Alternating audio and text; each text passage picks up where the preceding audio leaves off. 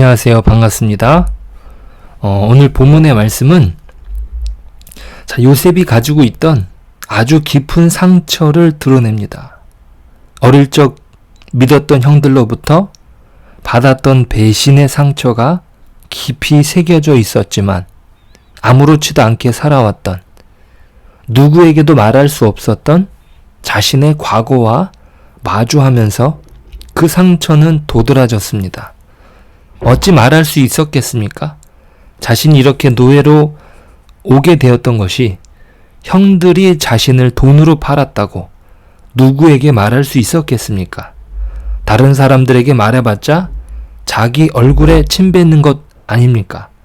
형제들이 돈이 아쉬운 것도 아니고 자기가 희생을 하여 가족을 살리겠다는 일념으로 애굽으로 온 것도 아니고 너무나 수치스럽고 부끄러운 일이 아닐 수 없습니다. 요셉은 기근으로 인하여 형들을 만납니다.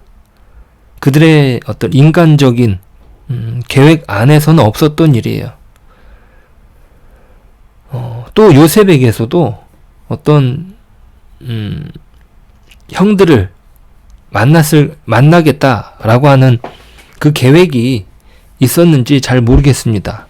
하지만 어릴 적 꿈꾸었던 그 꿈속의 일이 언젠가 일어날 것이라고 생각은 했을 수 있겠죠. 만약 그날이 온다면 어떻게 하리라 머릿속으로 수도 없이 그렸을지도 모릅니다. 기근으로 인하여 곡식을 사러 온 형들을 만났는데 막상 자신이 보고 싶었던 베냐민이 없는 것입니다. 베냐민은 어떻게 되었는지 알 길이 없는 것이죠. 자신을 버린 것처럼 형들이 어떻게 했는지, 아버지는 살아있는지 확인할 길이 없습니다. 형들의 말을 있는 그대로 믿는 것도 그가 현실적으로 불가능한 것입니다. 그래서 꾀를 낸 것이 형들을 첩자로 누명을 씌운 것이죠. 누구보다 형들이 첩자가 아니라는 사실을 요셉은 알았지만 형들에게 누명을 씌웠습니다. 한편 형들은 자신들이 한 사람의 아들들로서 자신들은 첩자가 아니라고 변론합니다. 그러자 요셉은 모두를 다 가두고 한 사람만 보내어 너희들의 말을 증명하라고 요구합니다. 그렇게 3일 동안 형들을 가두었습니다. 오늘 본문은 요셉에게 어떤 심경의 변화가 일어났는지 한 사람만 보내겠다고 그 말을 바꾸어서 한 사람만 남고 나머지는 모두 내보내는 조치를 합니다. 그리고 자신은 하나님을 경외를 한다고 말합니다. 18절, 19절입니다. 사흘 만에 요셉이 그들에게 이르되 나는 하나님을 경외하노니 너희는 이같이 하여 생명을 보존하라. 너희가 확실한 자들이면 너희 형제 중 한 사람만 그 옥에 갇히게 하고 너희는 곡식을 가지고 가서 너희 집안의 굶주림을 구하고. 한 명만 내보내겠다는 엄포는 바로의 생명으로 맹세를 했습니다. 이제 말을 바꾸어서 한 명만 잡아두겠다는 내용은 내가 하나님을 경외하는 자로서 베푸는 은혜라고 말합니다. 애굽을 통치하는 총리로서는 당연히 너희들을 다 잡아두는 것이 맞지만 하나님을 경외하는 자로서 그렇게 하지는 않겠다는 것이에요. 먼 이방 지역 애굽 땅에서 하나님을 경외하는 사람을 만날 수 있으리라는 생각을 하지 못했을 터인데 하나님의 사람 요셉을 만나지 않았다면 이들의 운명은 어찌 되었겠습니까? 정말 애굽을 정탐하러 온 정탐꾼으로 몰려 잡혔다면 이들의 운명은 상상하기 어려운 것이죠. 그런데 참 묘한 상황이 연출됩니다. 형제들 중 한 사람은 잡히고 다른 형제들은 풀려나는 장면. 이들에게 옛 기억을 불러일으킵니다. 하나님을 믿는 이들이 하지 말아야 할 그들이 요셉에게 저지른 일이죠. 21절, 22절이에요. 그들이 서로 말하되 우리가 아우의 일로 말미암아 범죄하였도다. 그가 우리에게 애걸할 때에 그 마음의 괴로움을 보고도 듣지 아니하였으므로 이 괴로움이 우리에게 임하도다. 르우벤이 그들에게 대답하여 이르되 내가 너희에게 그 아이에 대하여 죄를 짓지 말라고 하지 아니하였더냐. 그래도 너희가 듣지 아니하였느니라. 그러므로 그의 핏값을 치르게 되었도다 하니. 자, 요셉의 형들은 한 형제를 애굽에 두고 떠나야 할 처지에 놓인 것이죠. 자, 이 일은 전에 한 형제를 매몰차게 노예상에게 팔아버린 일이 떠올리게 합니다. 그들은 또한 아버지에게 한 자식을 잃어버리고 왔다고 전해야 할 판입니다. 자신들이 저지른 일이 얼마나 끔찍했는지 다시 이 비슷한 상황을 직면하여 그들은 깨닫습니다. 요셉이 하나님을 경외하는 사람으로서 베푼 호혜와 너무나 비교되는 자신들의 잔인한 행실을 돌아보게 된 것이죠. 그들 자신의 잘못을 그들 스스로 돌아보는 계기가 된 것입니다. 차마 해서는 안 되는 일을 그들이 저질렀고 그 죄로 인하여 지금 그들이 벌을 받는다고 여기게 된 것입니다. 자, 한편 요셉은 형들의 말을 다 알아듣습니다. 통역을 내세워 자신은 히브리 말을 못하는 것처럼 꾸몄기에 형들의 말을 다 들을 수 있었습니다. 이전에 자신이 당했던 어처구니 없는 일이 떠올라 감정에 복받친 요셉은 그들을 떠나 울고 돌아옵니다. 울 수밖에 없는 일이죠. 자, 그 감정을 추스르고 시므온을 끌어내어 그들의 눈앞에서 결박합니다. 요셉의 확고한 의지를 보여주는 것이죠. 이제 요셉은 자신의 형들이 돌아와 자신의 형제를 구하기를 기다릴 것입니다. 예전에 자신이 당했던 그 일이 다시는 일어나지 않기를 바랬던 것이죠. 그들의 뉘우치는 행동으로 나오기를 바랬을 것입니다. 자, 그런데 이들에게 요셉도 예상하지 못한 걸림돌이 있습니다. 그것은 바로 그들의 아버지였습니다.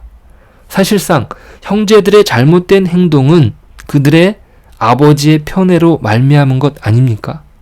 여전히 아버지 야곱은 자신의 아들들이 시므온을 다시 데려오는 것을 허락하지 않습니다. 그 조건에 베냐민이 들어가 있기 때문이에요. 베냐민을 데려가야 되기 때문이에요. 자, 36절입니다. 그들의 아버지 야곱이 그들에게 이르되 너희가 나에게 내 자식을 잃게 하도다. 요셉도 없어지고 시므온도 없어졌거늘 베냐민을 또 빼앗아 가고자 하니 이는 다 나를 해롭게 함이로다. 자, 야곱은요, 시므온이 볼모로 잡혀 있음에도 불구하고 그를 구하려는 노력을 하지 않습니다. 그의 할아버지 아브라함이 조카 롯을 구하러 가기 위해 온 집안 사람들을 동원해서 움직였던 것과 너무나 다른 모습이죠. 마치 베냐민만 유일한 아들인 것처럼 집착하는 모습을 보입니다. 르우벤이 자신의 두 아들의 목숨을 담보로 삼지만 그 두 아들을 죽여도 좋습니다. 그러니 우리가 베냐민을 데리고 가도록 허락해 주십시오 라고 말하지만 야곱은 끝내 베냐민을 내어주기를 거부합니다. 이 얽히고 설킨 실타래를 푸는 실마리, 그것은 결국 그가 집착하던 것을 내려놓는 자기 부인의 모습에서 찾게 될 것입니다. 먹을 것이 다 떨어진 뒤에야, 이제 할 수 있는 모든 방법이 불가능한 뒤에야 베냐민을 떠나보내는 야곱을 우리는 마주하게 됩니다. 그만큼 이 가족의 문제가 야곱의 끈질긴 집착에 있었음이 드러납니다. 참 우리는 야곱의 이런 모습을 통해서 여전히 복음이 필요하다는 사실을 깨닫습니다. 마지막까지 포기하지 못하는 자기 애적인 집착을 하나님께서 포기하게 하십니다. 이 기근을 7년을 허락하신 이유이기도 합니다. 7년의 기근이 아니었다면 야곱은 자기 자신을 투영한 베냐민을 포기하지 못했을 것입니다. 시므온은 결국 볼모가 되어 애굽에서 죽었을지도 모르죠. 하지만 요셉은 알았겠죠. 7년의 흉년이 이들을 다시 상봉하게 만들 것이라는 것 말이죠. 하지만 그 과정에서 너무나 힘든 자기 포기의 과정이 있다는 것은 요셉이 아니라 야곱 자신만 아는 것이에요. 우리의 못나고 고집스런 자아는 결국 십자가에 못 박혀야 합니다. 자, 갈라디아서 2장 20절은 이렇게 기록합니다. 내가 그리스도와 함께 십자가에 못 박혔나니 그런즉 이제는 내가 사는 것이 아니요 오직 내 안에 그리스도께서 사시는 것이라. 이제 내가 육체 가운데 사는 것은 나를 사랑하사 나를 위하여 자기 자신을 버리신 하나님의 아들을 믿는 믿음 안에서 사는 것이라. 자, 우리가 사는 것은 내가 죽고 그리스도께서 사셔야 진정 사는 것이다 라는 사실을 잊지 말아야 됩니다. 우리는 우리가 가진 죄된 문제를 우리 스스로 해결할 수 없습니다. 그 죄의 굴레는 우리를 마지막까지 괴롭히는 것이죠. 하나님께서 의지했던 그 모든 것을 포기하게 만드시는 것이 오히려 야곱에게 복이었으며 이것은 우리에게도 마찬가지입니다. 나를 내려놓고 하나님께 모든 문제를 의탁할 때, 십자가에 나를 못 박을 때 우리는 진정 살 수 있습니다. 우리는 하나님의 은혜로만 살아갈 수 있는 하나님의 사람이라는 사실을 잊지 않고 오늘도 감사와 그 감격으로 그분께 사랑의 헌신을 다하는 저와 여러분 되시길 축복합니다. 기도하겠습니다. 하나님, 감사합니다. 우리가 하나님의 은혜로 하나님의 자녀가 되었다는 그 사실에 감사드립니다.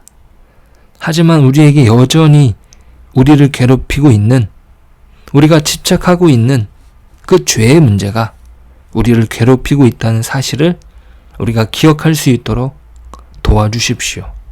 하나님, 자기 자식이 저 먼 곳에 볼모로 잡혀있는 가운데에서도 끝까지 베냐민을 놓지 못하고 포기하지 않는 그 야곱에게 기근을 허락하시고 자기를 포기하게 만드시고 하나님께 돌아오길 원하시는 그 하나님의 사랑으로 야곱이 하나님 앞에 서게 됩니다. 하나님, 우리가 동일하게 하나님 앞에 온전히 나아갈 수 있도록 우리를 괴롭히는 우리 자신의 그 집착스러운 그 고집을 내려놓고 하나님께 온전히 나아가고 하나님 안에서 누리는 그 복으로 오늘 하루도 충만할 수 있도록, 오늘 하루도 만족할 수 있도록 우리의 삶을 지켜주시옵소서. 예수님의 이름으로 기도드립니다. 아멘.